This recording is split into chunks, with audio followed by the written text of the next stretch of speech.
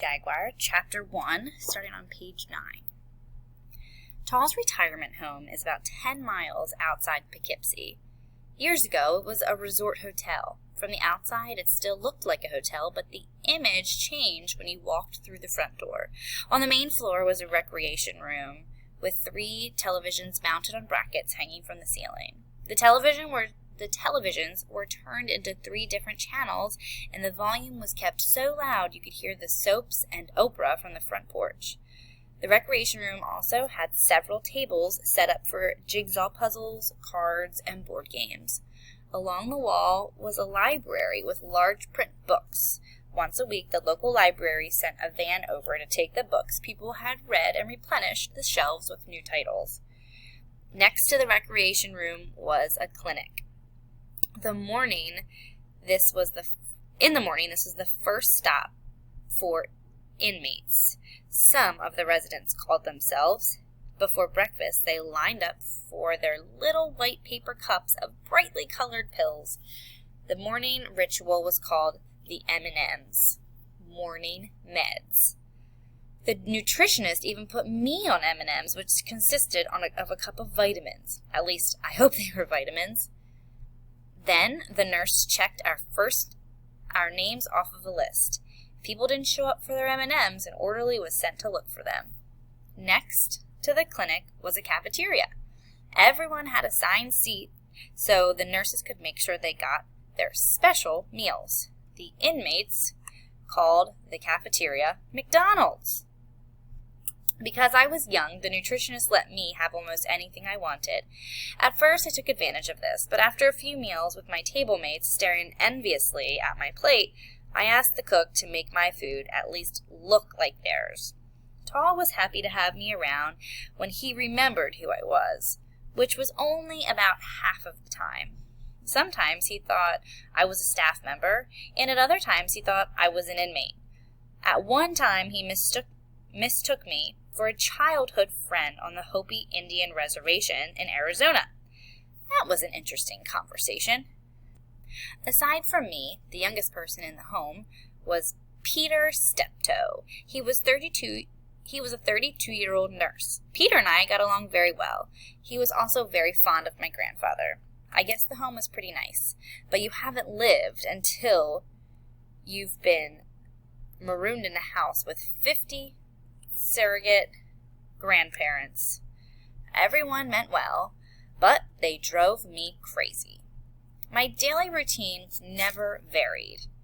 I was usually up by 6 in the morning. After my shower, I went down to the clinic, got my M&Ms, then ate breakfast with everyone. After breakfast, Peter drove me to school because buses didn't run this far outside of the city. After school, Peter picked me up and drove me back to the home. I held what came to be known as the press conference, had dinner with everyone, did my homework, and went to bed.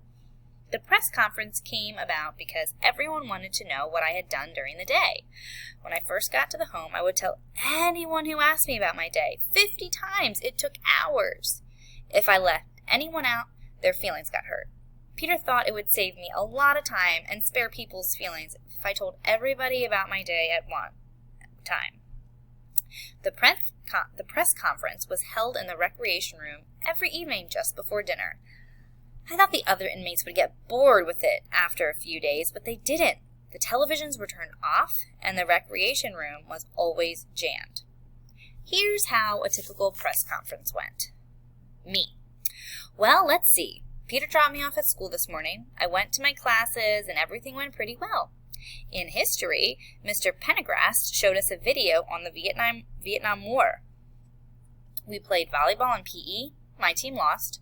After school, I spent some time in the library doing research on a paper I'm writing on the Amazon rainforest.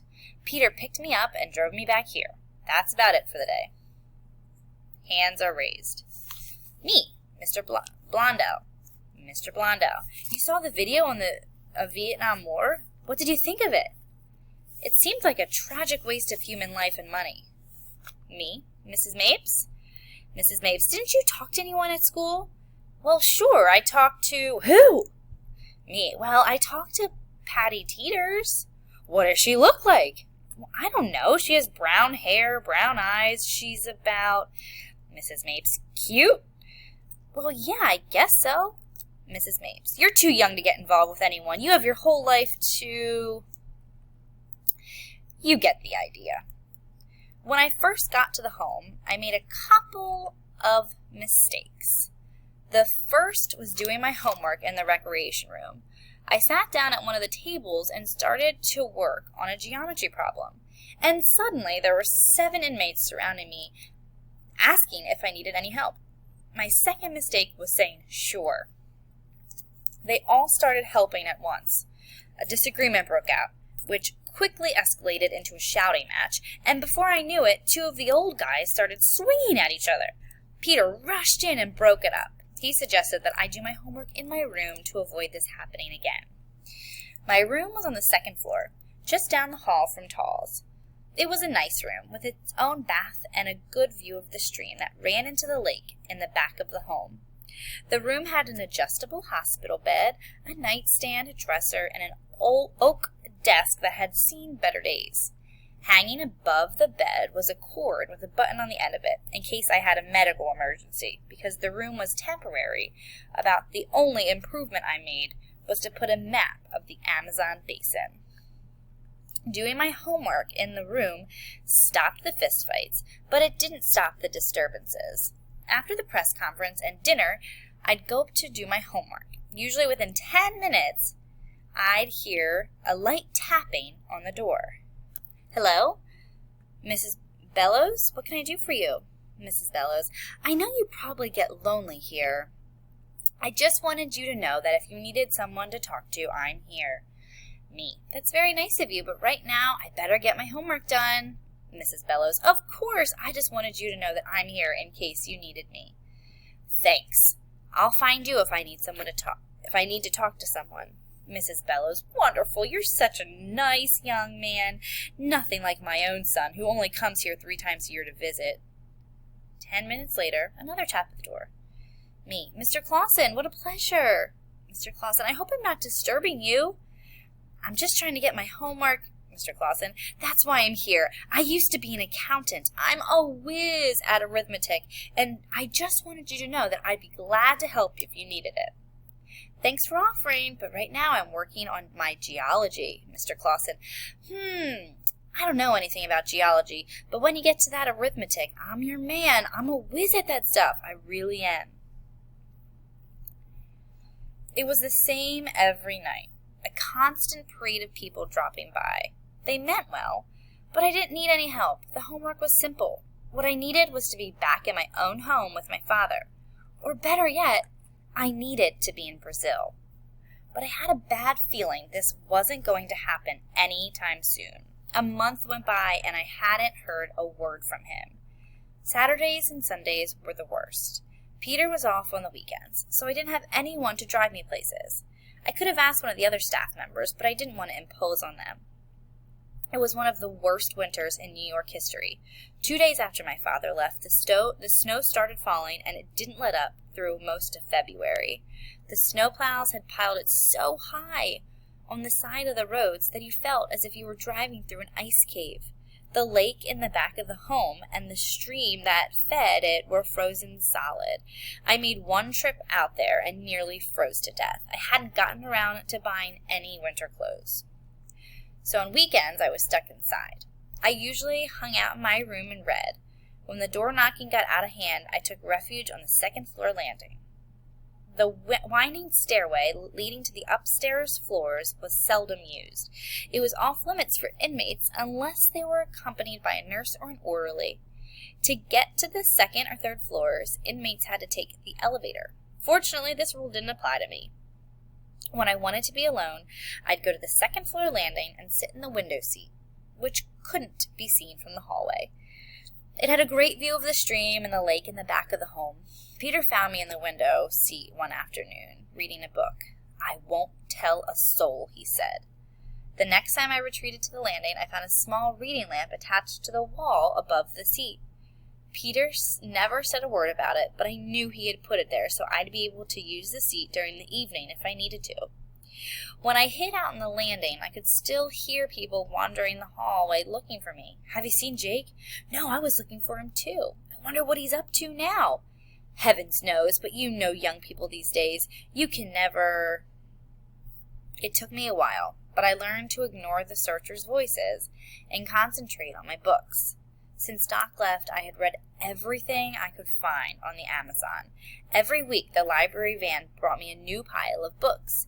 I read about the rainforest, ecology, indigenous tribes, Brazilian history, insects, snakes, birds, mammals, and of course, jaguars. Despite the fact that they are the third largest cat in the world, right behind tigers and lions, this is because they live in very isolated areas and are extremely secretive, not unlike my father. I also read books about the men who had explored the Amazon basin. My favorite among the explorers was a man called Colonel P.H. Fawcett. In 1953, his papers and journals were published in a book called Exploration Fawcett. He spent his entire life looking for the fabled Murabecca gold mines, which some people thought were tied to an ancient civilization and its lost history. Colonel Fawcett set out on his final expedition to find the lost mines in 1925, accompanied by his eldest son and his son's friends. No one ever heard from them again. Another book I liked was by Sir Anthony Conan Doyle of Sherlock Holmes fame. Apparently, he and Colonel Fawcett were friends. Conan Doyle wrote a novel called The Lost World, which was loosely based on some of the things that Fawcett had seen and heard about during his various expeditions to find the Murabecca gold mines. And this is how it went.